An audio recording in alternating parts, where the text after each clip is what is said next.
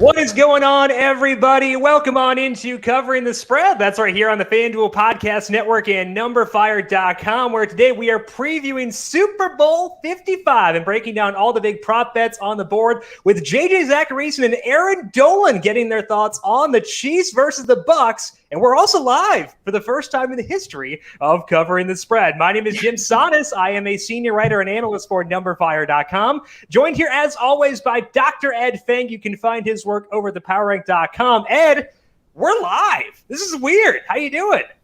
I'm doing really good. Yeah, it's weird being live. We got a whole party going on here with Erin and JJ. And so, yeah, just very exciting. Like all the buzz on social. I was like, oh, man. FanDuel's making the most of this, and yeah, greatly appreciate it. There's the marketing dollars behind this, We'll make it rain a little Johnny Manziel style and hopefully put some of the money back in your pockets with some good prop betting analysis for today. As mentioned, our guests are today, Zachariason and Erin Dolan. JJ is a semi-regular here now. I think I can say that partly because you've been here a couple of times, but also because you've had success. Last year on this show, you had Pat Mahomes to score the first touchdown at 20-1. So, JJ, any nerves for you given the bar you set for yourself with what happened last year? Of course. We all are numbers-driven people. We know regression is inevitable.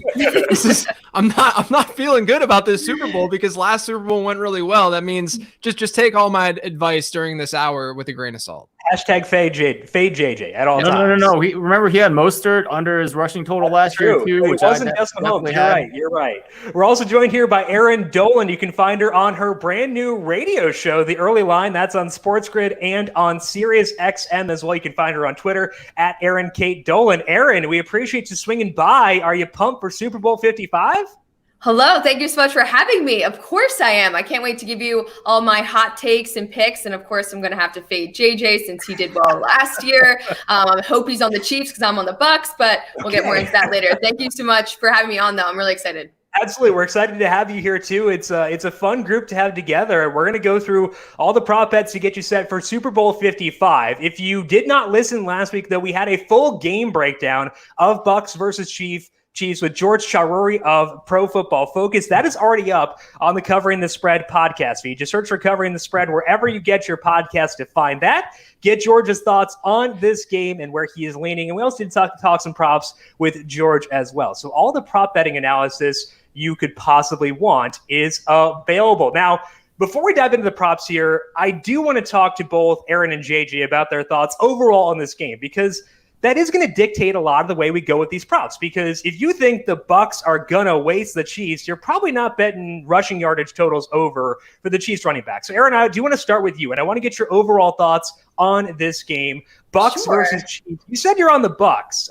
What puts you there, and how good do you feel about this Bucs team? So I feel very confident in this Bucs team because I'm a big Tom Brady fan, but I've been saying all playoffs, don't bet against Tom Brady in the playoffs, and he made it to the Super Bowl. So if I went against my word at this point, I don't have a choice here. I have to go with the Bucs. I have to go with Tom Brady. I think that the total is going to go under the 56.5 because more money has been pouring in on the over. It was staying there. It's now dropped to 55.5.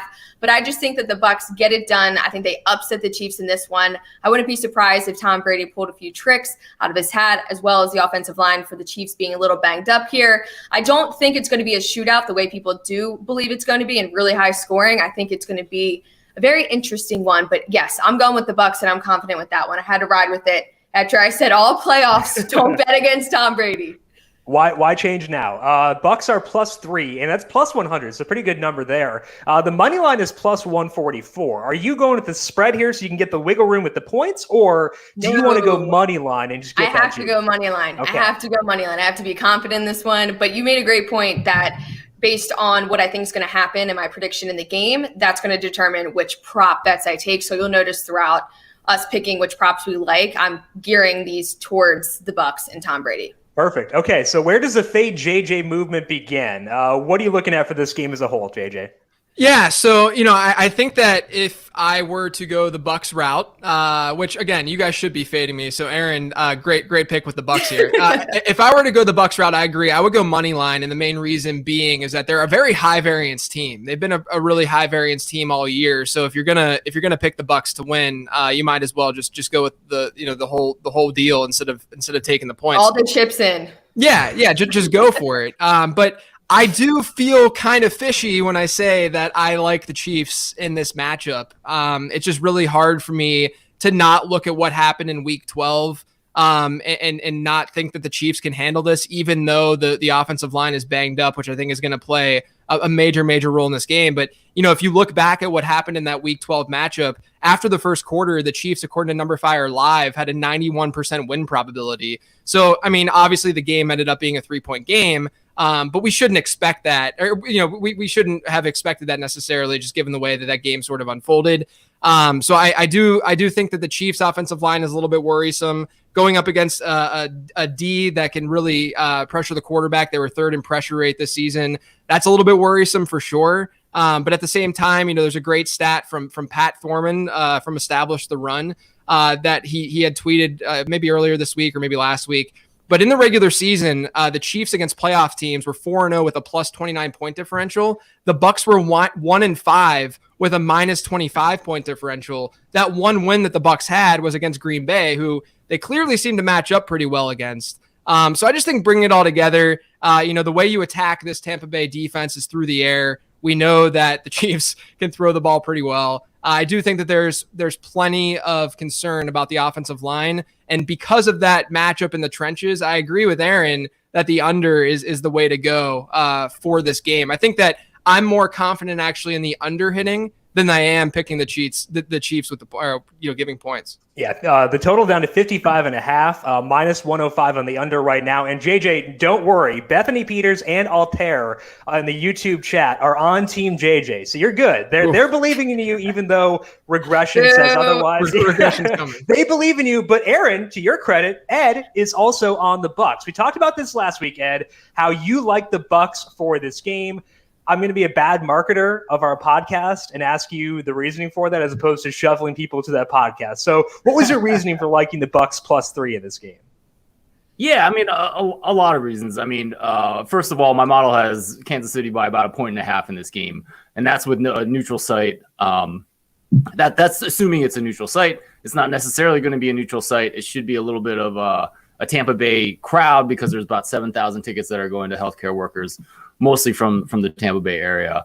We have to respect Kansas City for what they can do throwing the football. But, in a lot of sense, they're kind of a one-trick pony. They're amazing at throwing the football, and they're kind of mad at everything else. And I think Tampa Bay is a little bit more well-rounded of a team. I do like their defense. I think they're going to do enough to slow them down. I think it's going to be a close game late. And so the other thing about kind of the way my modeling works, when I just look at the data from this year, looking at success rate, looking at yards per pass attempt, looking at margin of victory in games, that's the metric that actually favors Tampa Bay outright at a neutral site. And a lot of that is that strength of that defense. And, we've seen Kansas City be really good these last two games, and I guess they didn't cover against Cleveland, but, clearly had a great game against Buffalo. I think part of that's getting factored in.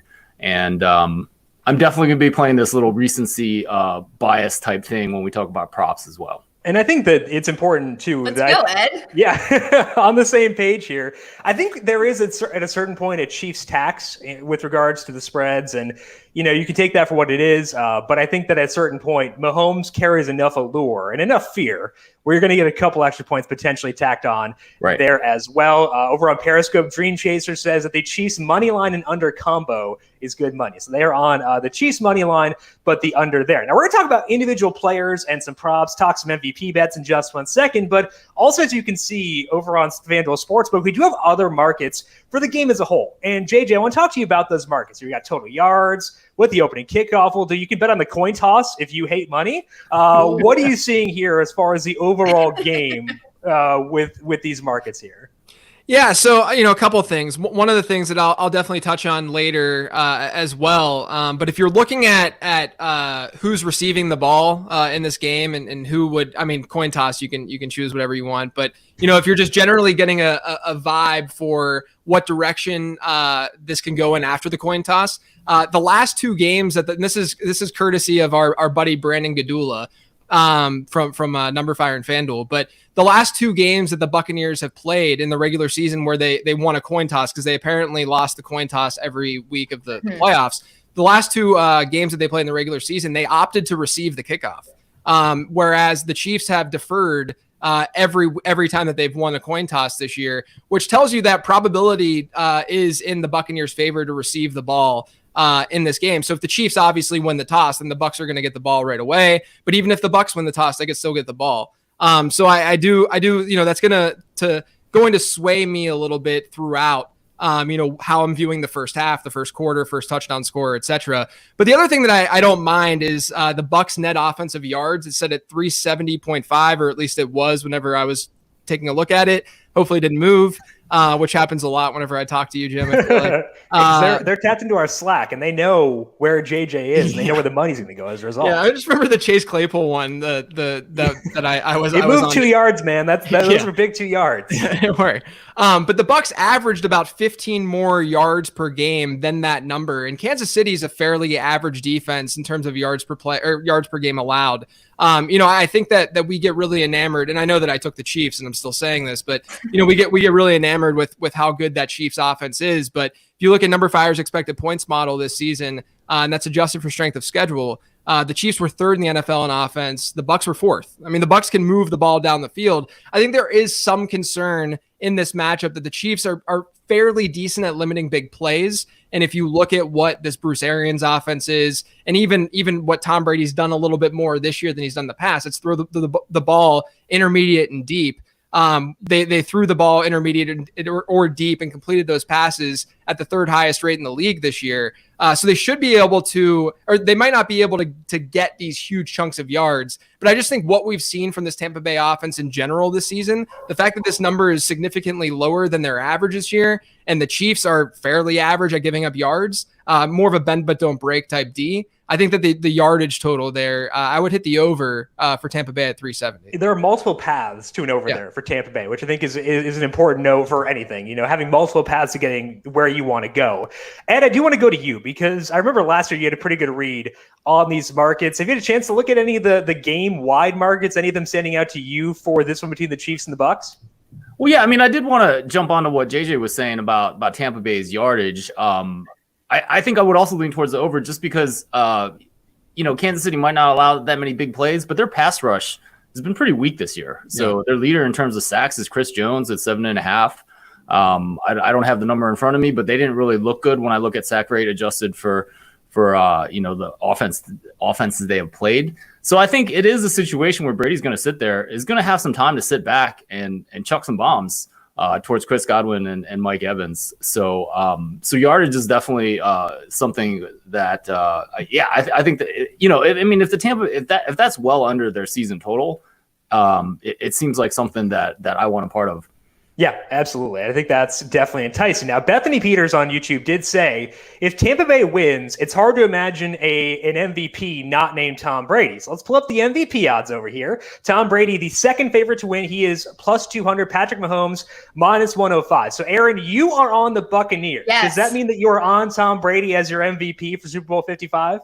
Of course. I've been saying this all week, all last week on my radio show. So I like Tyreek Hill and Travis Kelce that they're at, I think they're plus 1,400 and beyond. Mm-hmm. I think those could even be shorter there. And if the Chiefs win, that could potentially be something with great value. I wouldn't bet on Patrick Mahomes, even if the Chiefs were going to win it, only because I don't like to bet minus 105 if I can get it a plus 200, plus 1,400, kind of win some fun prop bets. But the one thing with quarterbacks, they've won this award 30 out of the 54 Super Bowls. So I kind of just feel like if the Bucs win, Brady's going to get it. The Chiefs win, Patrick Mahomes is going to get it. Given that I'm on the Bucs, it kind of just makes sense. Brady's won this 4 times in his career, the most ever in Super Bowl history. So he's been here before. I think he can get it done. I think that's a pretty good argument, especially too, because you think about the talk around this game, and it's so much Mahomes v. Brady. Like, that's the talk around this game, and that does motivate stuff like that. Ed, you mentioned Chris Godwin, though. I may or may not have a Chris Godwin ticket. He's 34-1 at FanDuel Sportsbook.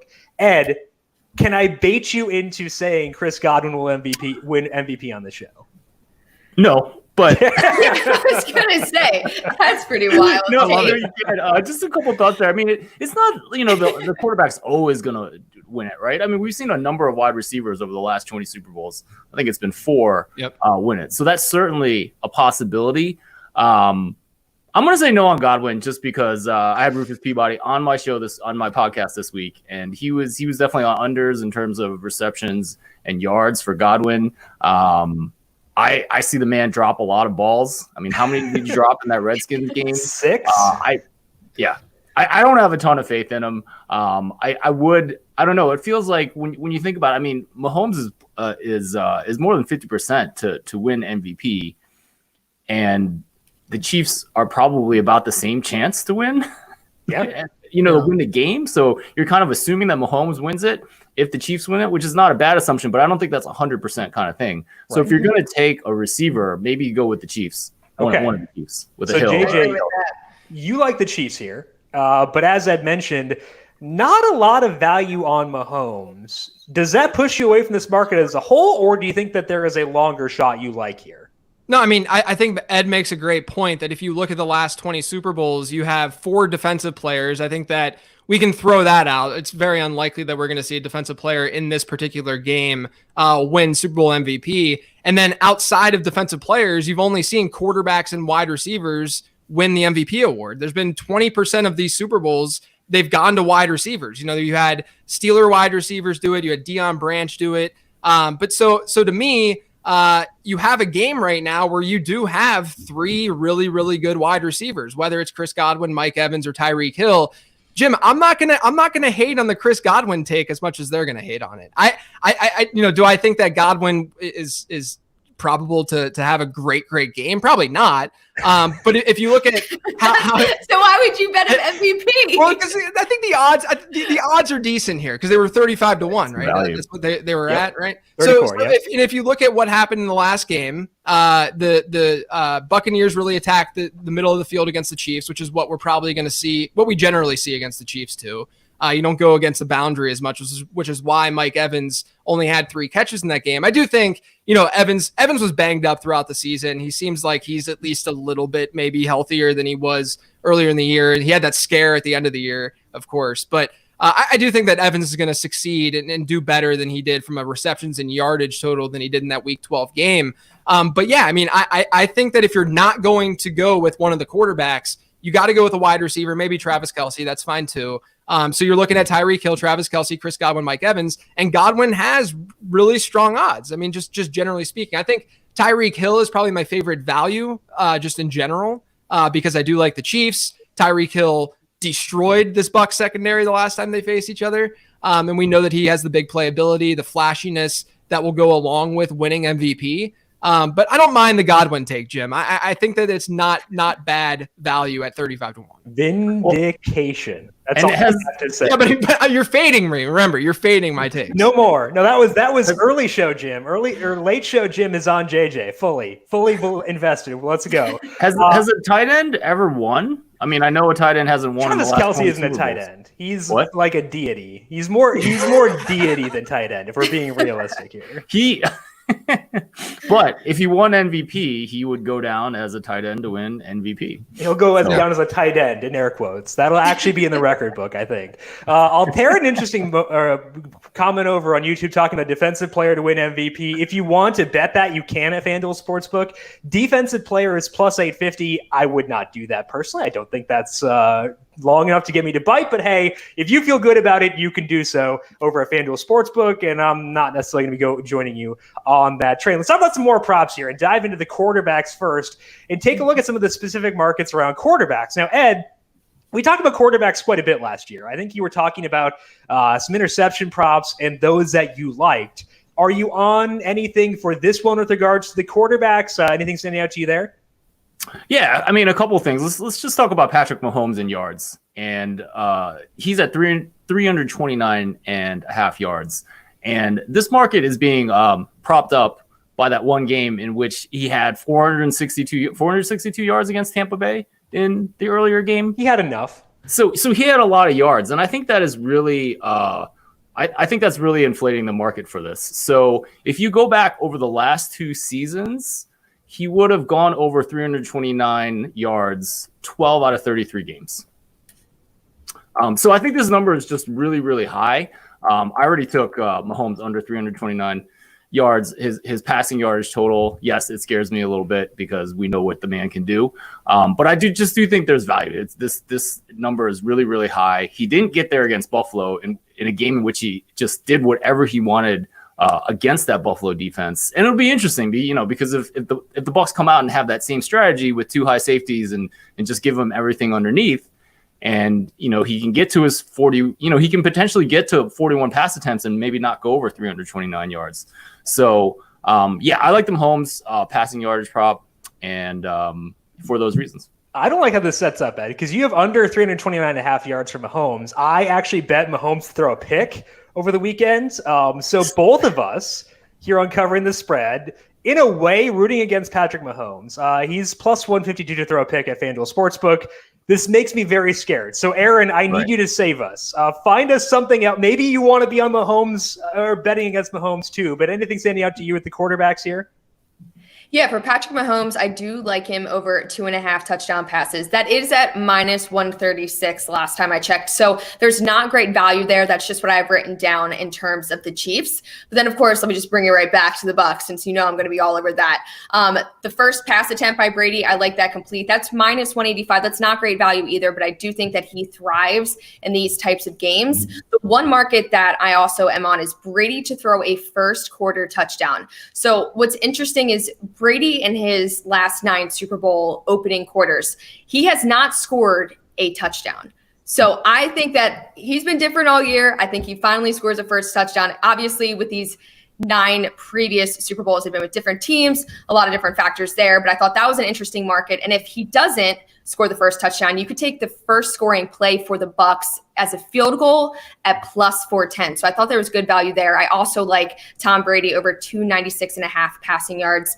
He threw for 345 yards when they lost against the Chiefs in week 12. Not to mention, he threw 505 yards in Super Bowl 52. So I don't like to go back in history and look at all these different numbers, but I think the one thing I'm going to notice is he's been at this level so many times. He knows what's on the line, and he usually gets it done. Well, Erin, one thing I would say too that's in your favor that I like that you did there is you kind of overlooked the pass with regards to Brady in the slow starts in the first quarter, because it's important to remember, it's such a different context. If you look at Tom Brady in Super Bowls, that was one of them was in 2001 when he was 20 years younger than he currently is, which is absurd. Totally different person. Right, exactly. So I think the thought process of separating Tom Brady in 2021 from Tom Brady in 2001, I think that's a necessary thought process. So I'm glad you brought that up. Yeah, and I think it's important for anybody betting on either props or just on the regular markets that, at least personally, I don't like to go back 5, 10, 15 years and what happened and look at every single trend that's historic. I think it's better to just look at the last previous matchups and see kind of what happened there and feed off that. Yeah, absolutely.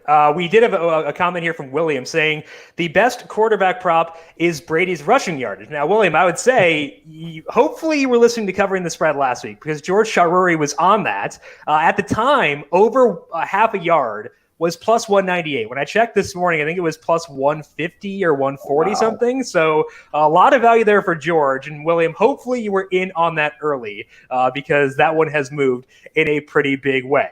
Let's move outside of the quarterbacks here, because there are a lot of the things we can bet. And my personal favorite market is first touchdown score. I love these just because you can cash it right away. You get some good odds. You can have some fun. I think that's always really enticing. JJ, I want to go to you. You were on Mahomes at 20-1 last year to score the first touchdown. This year is 18-1 and not fully healthy, so not as much value there. Are you going back to Mahomes, or what you looking at with this one? Not going back to Mahomes. I'm gonna go with the Jim Sonis method here a little bit. So I've talked to Jim plenty, done plenty of shows with Jim. I know that he likes to take underdogs and go with the first touchdown with the underdogs. You usually get better juice doing that. Absolutely. And so if you look at the Bucs right now, you're going to get better odds for guys in the Bucs than you are on the Chiefs. And then I'm going to bring back what I talked about earlier, the numbers that Brandon Gadula was able to pull. Where the Bucs deferred, the Chiefs have deferred every single coin toss this season. The Bucs have chosen to receive the last 2 times they've won, which means I expect the Bucs to have a higher probability of getting the ball first in this game, which means, let's say they don't score a touchdown on the first drive. That doesn't mean that everything's sunk, because the Chiefs might not score a touchdown on their first drive either.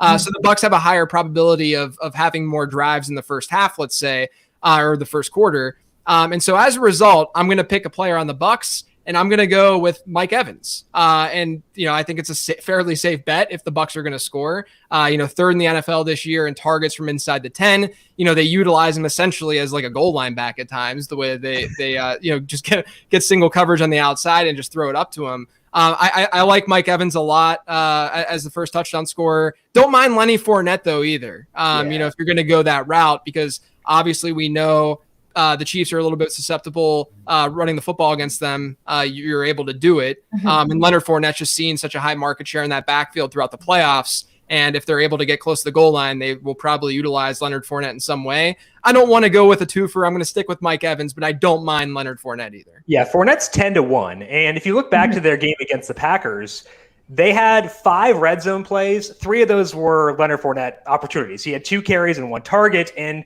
they kind of committed to him in that game. So I think that across the board, there's a lot of value in Leonard Fournette props. I think that applies to the first touchdown at 10-1, but also anytime touchdown plus 125. That's not, tremendous odds, but I think they are advantageous regardless. So I like the line of thinking there with Fournette. Mike Evans, the Jerome Bettis for you as a Pittsburgh person. The Jerome Bettis of wide receivers at times basically so far this year. Erin, what about you? Anything standing out? You guys took the words out of my mouth. I literally have it written down in my notes, Leonard Fournette. And now it sounds like I'm stealing your guys' picks. We'll run it back. No one will ever know. It's not like this is live or anything. We're good.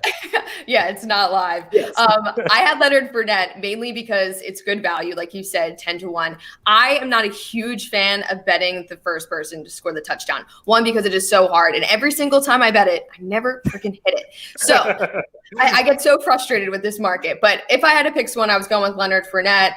Like you said, good odds also for the anytime touchdown plus 125 on the FanDuel Sportsbook. He only scored 3 times in his first 10 games with the Bucs, but he's had 6 touchdowns in the last 6 contests, including 3 in the playoffs so far. So I feel like that could happen. And then also, JJ, you made a lot of great points with what happens with the coin toss. Will also kind of predetermine this. But yeah, I feel there's more value on the Bucs side in betting this. But so I wouldn't mind also going with Patrick Mahomes 18-1. I think that's a great kind of shake up and start. It'd be awesome if he did it back-to-back Super Bowls, but is that likely? Not really sure. Wouldn't it be great for sports books 18-1, but also not a bad side on the Chiefs. Well, so I have a question for you guys. Yeah. Do you guys feel, talking about Mahomes scoring the first touchdown he did last year on a running play, do you feel like he was himself running the ball, like mobility-wise against Buffalo? Well, he does. Who was it that mentioned I can't remember what coach, but one coach mentioned how he always has that, like, it looks like he's limping all the time. And then player, I think, actually. Was it a player? Yeah. I can't remember. They called it like an old uncle limp or something like that. Yeah, because he does that thing where he like looks like he's banged up, and then he just gets under center and he's completely mobile again. I thought that he got to win. Yeah, I thought that he looked decent enough in that game against Buffalo. But the 2 weeks rest, I think, he should be fairly 100%. And that's apparently what reports are saying too. Yeah, no, I thought he looked fine against Buffalo. I've also talked to people who thought otherwise. Yeah. But I think he's going to be 100% in terms of being mobile and not having anything with that toe issue that really did hurt his game against Cleveland. Yeah, absolutely. Yeah. He couldn't, they were showing the throwing angle, throwing motion, stuff like that, and it was different for sure. So Ed, is that enough for you to go with Mahomes 18-1 as first touchdown scorer? It wasn't just the Super Bowl last year. He also had the first touchdown against Cleveland. So, that was this year as well. It's worked out before. We going back to the well? No. Okay.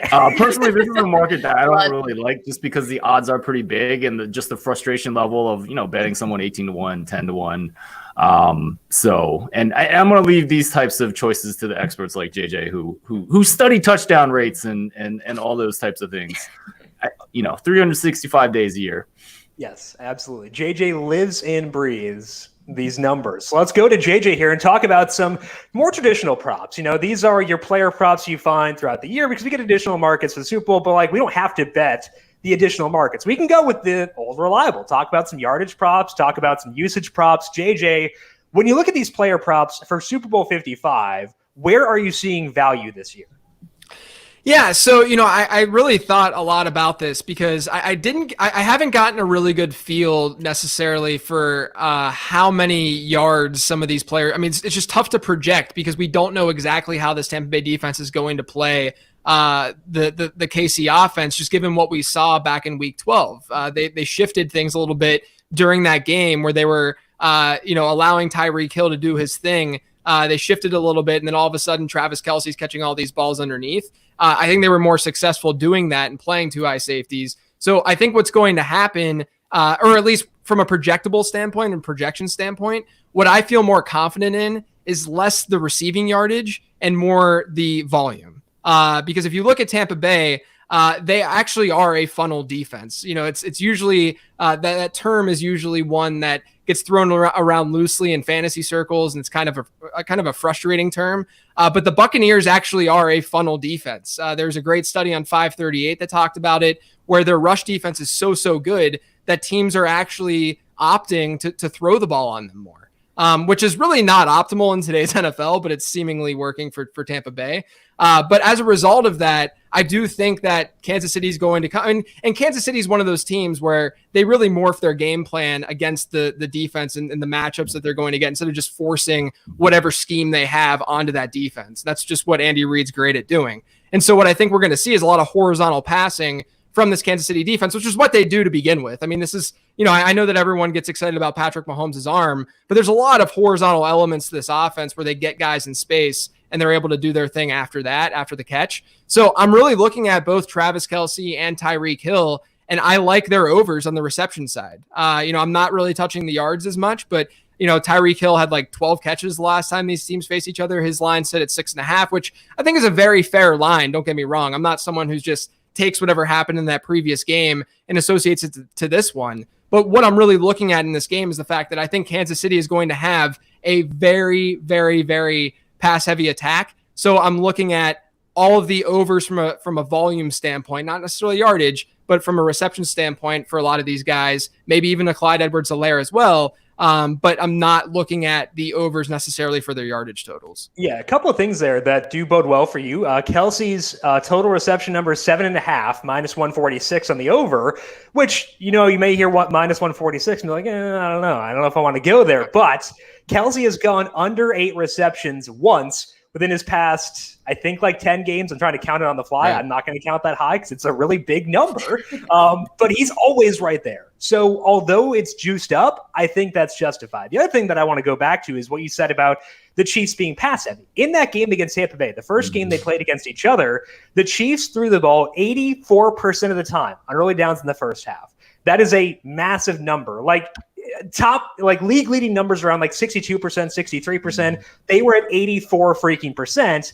And there's no reason for them to deviate from that. So I do think that your thought process of they're going to throw a lot, potentially throwing underneath, that makes a lot of sense to me. What about you, Erin? Where are you seeing value here in the more traditional player prop markets? Yeah, JJ, I guess I'm quite literally fading you on absolutely everything. Nice. I was going with Tyreek Hill over receiving yards. And what's interesting is I see your argument, totally get that. I like that you're taking the volume. That makes a lot of sense. Obviously, with these receiving yards, like you said, going back and looking at each single game might not be the reason that everything's going to hit over. In Tyreek Hill's case, in week 12, we talked about this earlier, 269 yards off 13 touches, 3 touchdowns. He was explosive in that game. He hit over 100 yards. He had 172 in the conference championship, 110 yards in the divisional round. And the reason that I'm taking the over on this receiving yards, and a lot of times I don't like to bet player props on the over receiving, especially in yardage and whatnot. But the reason I'm doing that is because I feel like a lot of sharp money has come in and pushed that line up. I got it at 92.5. I know it's at 94.5. And I think that line will continue to increase. A lot of people, when they're thinking about the Super Bowl, they know so many people are betting on it that the lines are going to be as sharp as possible. And this is one that a lot of people are going to bet on.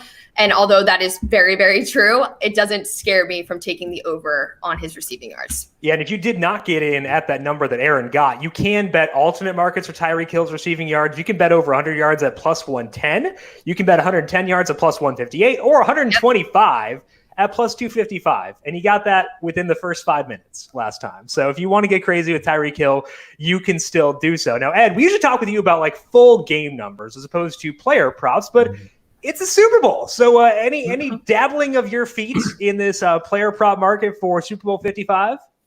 Yeah, absolutely. I mean, here's where I want to start talking about interceptions. So Perfect. Tom Brady threw 3 interceptions against Green Bay, almost let the Packers back in the game. And, that could have been a completely different game had they not gone for that 4th and 3 with 13 seconds left at the second half, scored a long touchdown after that. So the question is like, is Tom Brady going to do that again, right? And I've seen some stuff about people want to bet him to throw a pick. No, please don't do that. I actually really like. So just try to keep the math a little bit light here, but he's thrown picks about 2%. Even with those 3 picks the last game, he's had about a 2% pick rate, still better than NFL average. And if you go with the markets that he's going to have about 41 attempts, so that's roughly about a 44% chance that he's not going to throw a pick. So that already suggests value at the FanDuel number, which I think I just checked was plus 132. Mm-hmm. I don't think 2% is really his true interception rate.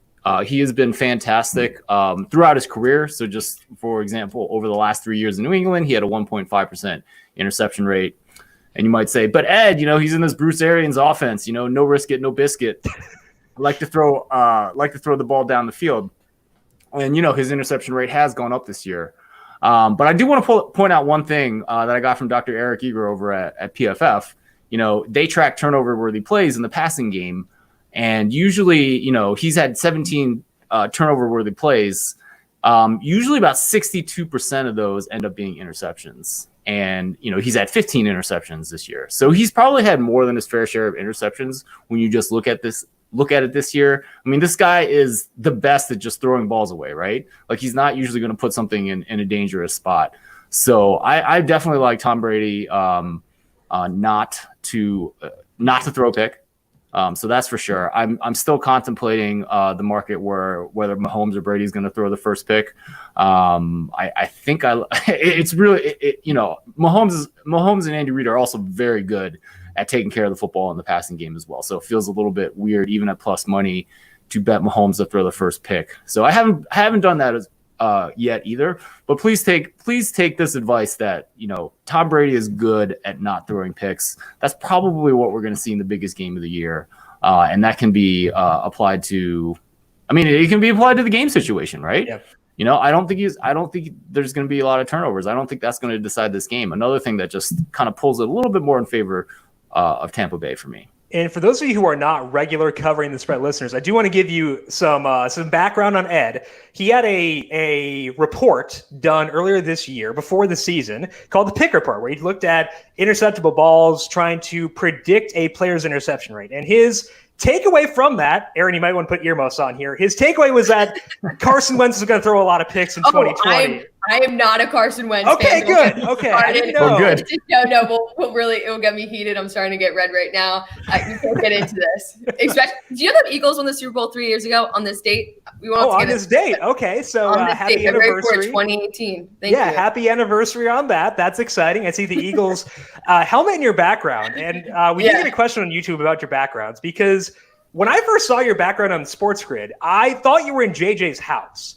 And someone asked about that. You have the exact same background, and it is weirding me out. What is this? It is IKEA. You go in IKEA, and it comes, and when they say don't use a drill, you use a drill. There's a lot of holes in this thing that's not done right, but it's standing. It might follow me one day, but it's okay. And then, FanDuel sent some great swag, and I got some books up here that I've half read, I should say. Some FanDuels. So we'll get you a Jalen Hurts sticker for that Eagles helmet. Oh, I bet Jalen Hurts to beat the Saints. That was my best bet of the day. I talked about that this morning on my radio show, just because I'm always fading Carson Wentz whenever. So you can use the money from that bet to buy the Jalen Hurts sticker for your Eagles helmet. Yeah. We're all good. This is perfect. Yes. Okay. Erin, I'm going to stick with you here and move to just a general question here. Any other bets standing out to you based on the current odds of FanDuel Sportsbook that we have not already discussed? Well, the one that just pops in my head is the defense props, first QB sacked. So Carson Wentz loved to be sacked this season. Oh, yeah. So surprisingly, I am going with Tom Brady plus 100 here. So Mahomes has been sacked just once in the postseason. Tom Brady has 5 times in the past 3 playoff games. So I love Tom Brady, but for him to be sacked, I wouldn't be surprised. I feel like he goes down, he gets up, and he's just ready to play again, as opposed to Carson Wentz, who might shed a tear. So that is my hot take a little bit right there with my defensive prop. I like it, and it goes with what JJ's been talking about, where it seems like the most likely scenario is the Bucs get the ball first. If they get the ball first, that increases the odds that Tom Brady is sacked first, even if we think that Brady is going to do well here. How about you, JJ? Anything else we have not discussed yet on the board that you like here?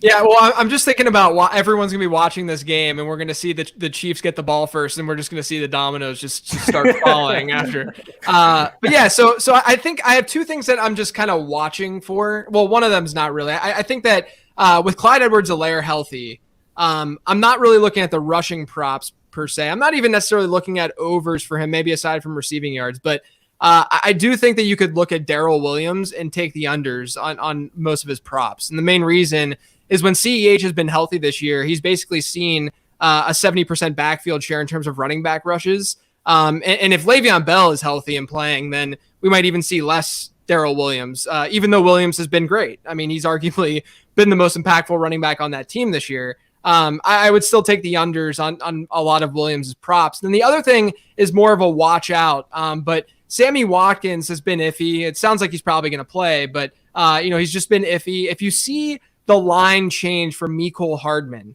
if you see that line go further down because Sammy Watkins is playing, I would hit the overs for Mecole Hardman because we traditionally have not seen, in terms of splits, Sammy Watkins really affect Mecole Hardman. It's usually been more of like a DeMarcus Robinson type thing. So just watch out for Mecole Hardman's lines when we get more information on Sammy Watkins. Yeah, when Sammy Watkins was healthy weeks 12 through 16, Mecole Hardman the same number of targets as Watkins in that time and more deep targets. Total him is at 28.5 for the receiving yards for Mecole Hardman. What about you, Ed? Any other numbers we have not discussed yet that stand out to you at FanDuel Sportsbook? Yeah, I'm not sure what the price was for a safety, but I'm always for there not being a safety in the game. This is something that you definitely want a shop around because John Sheeran is a smart man, is probably going to give you like plus 700 or whatever. And I think you can kind of look at the historical, rates of safeties, yada, yada, yada. But so sacks are kind of a quarterback statistic, and these two quarterbacks tend to be pretty good at not taking sacks and getting rid of the ball. So I think that's another thing that points towards no safety in this game. All righty, we're going to get everyone's best bet here in just 1 second. But first, the Kansas City Chiefs and Tampa Bay Buccaneers, shocker, news to you, set to battle in the big game, and FanDuel Sportsbook is giving you a chance to get in on the action with some can't-miss odds. Right now, new users can wager up to $5 on either the Chiefs or the Bucs to win at plus 5,500 odds. That is right, a $5 bet on either team can win you $275. The biggest Sunday of the year will be here right before you know it, so download the FanDuel Sportsbook app and make your first deposit to see the enhanced odds today. Must be 21 plus in New Jersey, Pennsylvania, Illinois, Colorado, West Virginia, Iowa, Virginia, Michigan, Tennessee, or Indiana. New users only. Must wager on designated boost markets. Deposit required. Max bonus $275. See full terms at sportsbook.fanduel.com. Gambling problem? Call 1-800-GAMBLER. Or in Colorado, call 1-800-522-4700. In West Virginia, visit 1-800-GAMBLER.net. In Indiana, call 1-800-9-WITH-IT. Or in Tennessee, call the Red Line, 1-800-889-9789. All right, let's close up here with, if Erin, I gave you one bet to play for Super Bowl 55, it can be whatever you want it to be. What is the bet in which you had the most confidence for Sunday? So the bet that I have the most confidence in, I'm not going to get into the nitty gritty of the props. I'm pushing all the chips in to have bragging rights on the Bucs money line. I don't care. I want Tom Brady to win in a different uniform than the Patriots. I believe they will, and I have to take the money line to get those bragging rights. I have nothing on the line because I'm not a huge fan of either of these teams, so I'm a huge fan of Tom Brady. So that's my best bet. I like how you can be a Brady fan, even though the Eagles and the Patriots have the Super Bowl history. I mean, you can't not be a Brady fan. I mean, the man's unbelievable. I feel like it's wrong to not be. I mean, are you guys not a Brady fan? Is this? I'm not a Brady fan, and this is kind of. I don't know. I just you live in Ann Arbor. You're not allowed to say that. What about the Michigan connection? What is that? Yeah, exactly. Well, I mean, guys, I moved here 8 years ago. So there's a sizable chunk of people in town that are kind of like, people that have allegiances. Look, I'm not a Brady fan. I know he's Tom great. Brady is like the GOAT though. And I don't even mean saying it like the GOAT. Like we beat him in the Super Bowl, so that's why I'm happy for the Eagles because they beat the GOAT. But I mean, I feel like you can't knock Tom Brady. So the problem is, no, he's great. I'm not saying I'm saying he absolutely deserves all the accolades, but I'm just, I mean, there's nothing. You don't like the selfie videos after the games? What's that? You don't like the selfie videos after the games? He's very good I'm at not Twitter. posting selfie videos after the games. I understand how great he's been. And, this is what I like about sports betting. Because, Jim, I've been talking about how the upside of this Tampa Bay offense. Yeah. Doesn't matter. It doesn't matter that Tom Brady. It doesn't matter that I'm not a huge fan of the quarterback. You see the numbers. You see the man play. He is my age at 43, and he's chucking bombs downfield and scoring touchdowns. And that's all you need to see. And this is why betting's great. I like it. So, Kate's going to have Erin's going to have I got your middle name mixed up. You're going to have more excitement. Kate all the time. I take no offense. Sometimes you go Aaron, sometimes Kate. It's fine. You're going to have a little bit more excitement when some of your bets win, but I'm going to be excited when mine win as well. And absolutely. It doesn't matter how much like player. My reasoning is I grew up a Jets fan, so if you're watching on YouTube right now, I've got my James Chadwick Pennington figurine on my desk. That's why I can't cheer for Tom Brady. It's legally not allowed. JJ, what about for you? What if I gave you one bet for this game? Which one would you go to there? Yeah, so look, I mentioned this earlier, but I actually think these defenses at least have some sort of matchup that they can exploit positively. And so, if you're looking at the Buccaneers pass rush and their D-line against this banged up offensive line for Kansas City, that's a plus matchup. And if you look at Kansas City's defense, which, by the way, I mentioned this to Jim earlier today, but I feel like the Steve Spagnuolo angle hasn't been really brought up that frequently in this game, because you look at what he did with the Giants against Tom Brady in the Super Bowl way back in the day. And he was able to contain Brady and really bring that offense down. It's just a fun little narrative to bring up. But the other thing with this Chiefs defense, the way he runs this Chiefs defense, I mentioned it earlier, they're not bad. They're very good at not giving up those massive plays. They're a bend but don't break type D. And then if you look at what this Arians offense generally wants to do, it's throw the ball down the field, at least at a higher rate than the average, and really a much higher rate than what we've seen with Tom Brady over the last 5 to 10 years. So I think there's a little bit of an advantage for both defenses to some degree, despite the fact that these are two top 5 offenses. So as a result, my favorite bet is the under. So JJ hates fun. That's good to know. That's super exciting. Ed, what about for you? What is your favorite bet here for Super Bowl 55? Yeah, I'm going to stick with Tom Brady, and I think my favorite bet is getting plus money for 0 interceptions, man. I like it. He threw 3. I think that's really – had he not thrown 3 in that championship game, that market would be way different. But, there's a lot of people that are betting on him to throw a pick, and the contrarian in me really likes him to throw no picks. Okay, I like this. It's it's one of these agonizing bets where you got to wait the whole dang game, right? Because he could be down – a point late in the game, at a place where you need to make some plays, and that's gonna be, that's gonna cause some sweats. But I can't wait for the Hail Mary at the end of the game. Right. The Hail Mary caught by Travis Kelce, thrown by Tom Brady for an interception for Travis Kelce. That's what's going to happen. If you can parlay that, I don't know if John Sheeran's listening, if we can get that, but let's get that. Travis Kelce interception over 0.5. I want that. Okay. We're going to build the same game parlay here for my favorite bet for this one, because we have a unique advantage here with the Super Bowl. We have so many markets available to us, and we should take advantage with correlated markets, because if I think Leonard Fournette's going to do well, that inherently means I think that Ronald Jones will not do well. So we're going to build one out here. We're going to take Leonard Fournette anytime touchdown score. That's plus 125. We're going to take Leonard Fournette rushing yards over 48.5, and we're going to scroll down to Ronald Jones rushing yards. Take the under here at 35.5. You compare those up for plus 608 over at FanDuel Sportsbook with a same game parlay. I think this is a unique chance to take advantage of having so many markets available to us. I know the FanDuel Sportsbook, at least I'm pretty sure John Sheeran accounts for the correlations between same game parlays, but they are being generous to you and offering these same game parlays. Take advantage with correlated markets like this. I think that you could do a similar thing with what JJ mentioned with Darrell Williams unders and Clyde Edwards-Helaire overs, potentially 18.5 receiving yards for CEH. I think that's super advantageous, but give me Fournette over Rojo for Super Bowl 55. That is all the time that we have for today here on Covering the Spread, our first ever live edition, and likely not the last. We'll probably bring this back next week or next month as well. So look forward for that. But first, I want to thank our guests here today, JJ Zachariason and Erin Dolan. Erin, thank you so much for your time. Good luck to you on Sunday.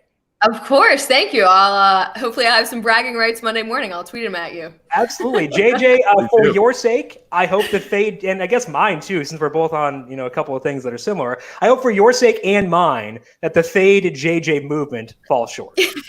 I mean, look, we're going to know early on if whoever gets the ball first, that's just the way that this game's going to go for me. If the Bucs get it first, I'm going to be feeling good. If the Chiefs do, it's game over. It's going to be a sad night. If the Chiefs get the ball first, JJ's logging out forever. Yeah, no. Yes.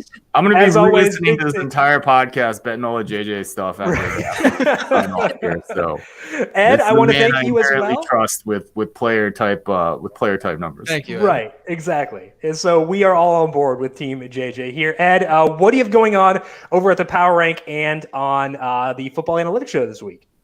Yeah, I was fortunate enough to have two really awesome guests to talk not only the Super Bowl, but props. Matt Friedman of the Action Network joined me late last week. Just awesome conversation. Really interesting story about how he broke into the field. He was doing 8 podcasts as a part-timer. Unbelievable stuff. I talking about 8 as a full-timer. Yeah. Right. Exactly. So I enjoy talking to people who make me just acknowledge my laziness as a person and with stories like that. And then this week I had Rufus Peabody on the show. Obviously someone that doesn't need any introduction as a professional sports bettor and someone who really gets into Super Bowl props. So we talked about his models, talked about the game. So I think, two of the better episodes I've had. So that's going on in the Football Analytics Show. Perfect. Check that out there. Check out Ed on Twitter at the Power Rank as well. You can find Erin on the air every morning on the early line on SportsGrid and on SiriusXM. Check her out on Twitter as well at Erin K. Dolan. You can find JJ on the Late Round podcast feed and also on Twitter at Late Round QB. I am at Jim Sannes, JIMSANNES. Our daily fantasy preview of Super Bowl 55 already posted with myself and Brandon Gadula breaking down how we're seeing things from a single game DFS perspective. You can find that by searching for the numberFire daily fantasy podcast feed. Big thank you to Calvin Theobald, our rock star video producer, for running the video side of things here today. Thank you, Cal, as always. And thank you to everyone for tuning in to this live edition of Covering the Spread. Hopefully it was as fun for you as it was for us. Good luck to you with your bets, and we'll talk to you once again next week after Super Bowl 55. This has been Covering the Spread right here on the FanDuel Podcast Network.